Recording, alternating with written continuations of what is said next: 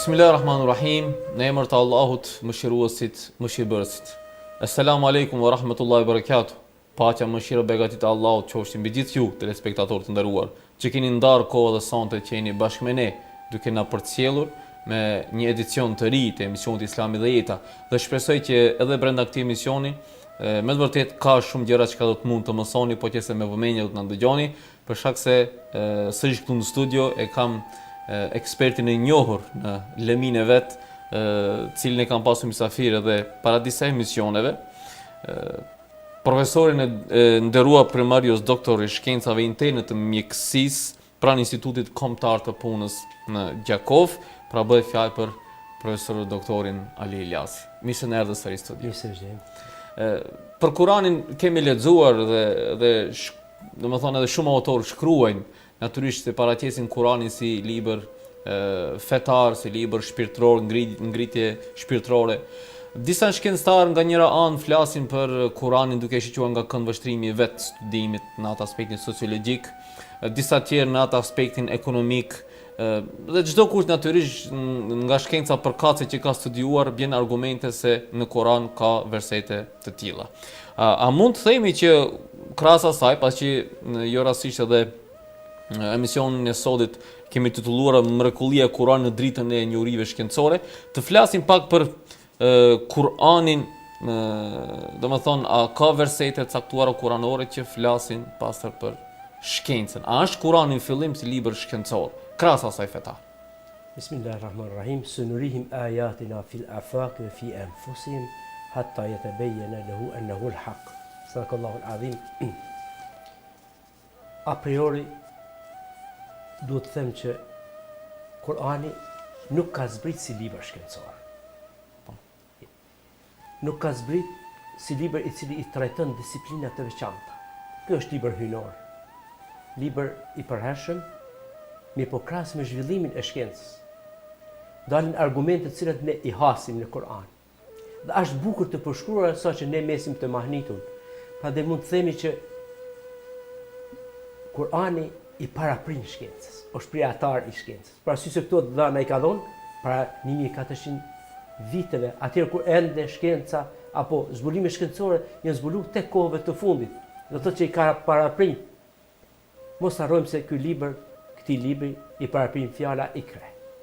Bismi rabbik. Fillo, lexo. Studio. Pra fillon me dituri. Dituria është shkencë. Mbi 850 versete flasin për diturinë. Mi po zbulimet e reja shkencore me të vërtet tregojnë që ky libër do të mbetet mrekulli deri në ditën e gjykimit në dorë tona.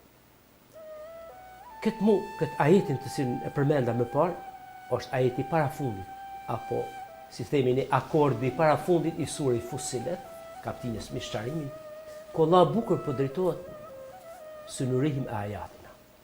Ne do t'ju bëjmë të mundshme atyre që t'i shohin. Sera do thot me pa argumentet to ajat, argumentet tona, ku në horizont, në kosmos, në vasion, po edhe në veten e tyre. Derisa ata nuk binden që ai, do thot Kurani, është i vërtet.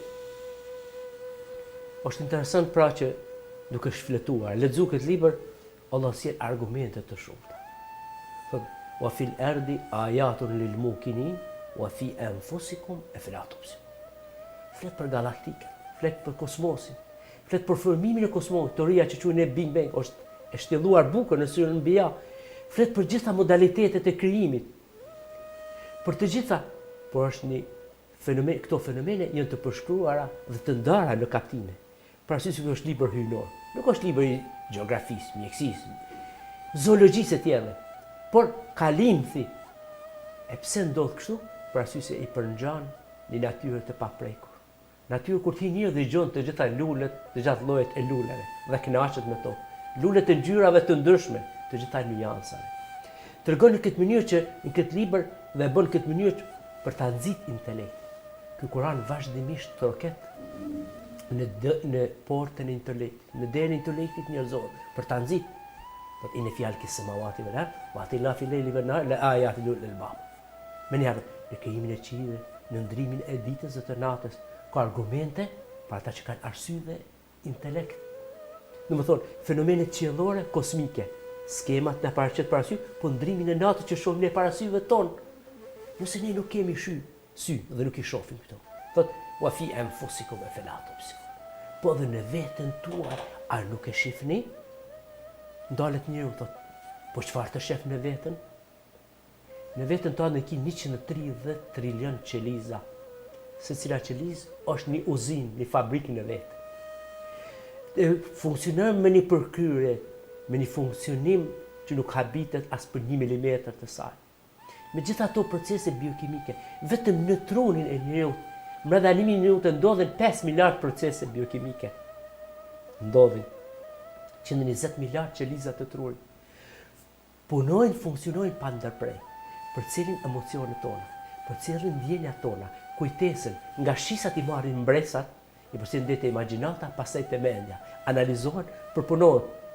Vetëm truni njëu, si pas disa të dhanave, është më i perfeksionuar se sa 10.000 kompjuter Pentium 4. Merë me mend tash, mi mbajt gjitha këto mbresa, me i përcjell, me i transmetu. Dhe vërtetu, gama valet, të cilat i përcjell me shpejtësi të madhe, në sinapsat e tyre është vërtetu që ndjenjat e lumturisë i përcjellin më shpejt dhe befasi se sa pikëllimit ngadalë. Ka 2 hemisfera, hemisferën e djathtë dhe të majtë. Njëra është për art, për muzikë, për tjetra është për shkenca natyrore.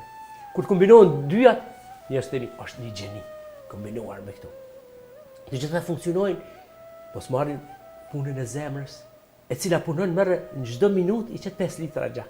18.000 litra gjak. Nëse jeton 60 vjet, 476 milion litra gjak, kjo pompë që i ka 250 gram.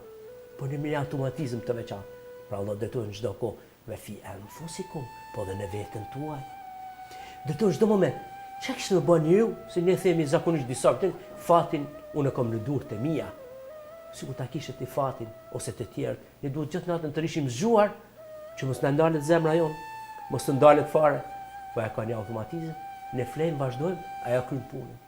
Mëlçia hajmë në ushqimin, e vim te goja që nuk më tepër nuk interesohemi. Mia procese biokimike e ndajnë.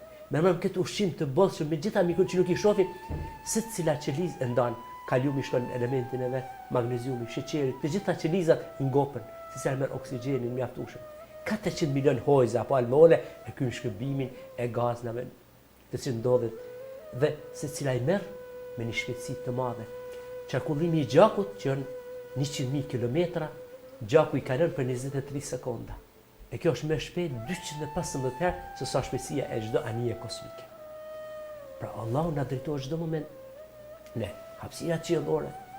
Thot was-samaa banaynaha bi-aydin wa inna lamusiun wal-arda farashnaha fa ni'mal mahidun wa min kulli shay'in zawjawnahu la'allakum tadhakkarun. Thot Allah, ne me të vërtet e krijuam qiellin dhe e zgjerojmë. E krijuam dhe e zgjerojmë. Pra këti fenomeni grandioz, si thot Maurice Bucaille, thot kjo është një fenomeni më grandioz për mua që ku pas në Kur'an. Fenomen të cilët shkollat moderne thonë, po kosmosi është duke u zgjeruar. Ne tek kthehemi, është thonë para e zgjerojmë. Me në emosion, o zgjerim edhe i gjoksit, zgjerim i diturisë, po këtë përse flet për qiellin, pra sa është aspekti i bukur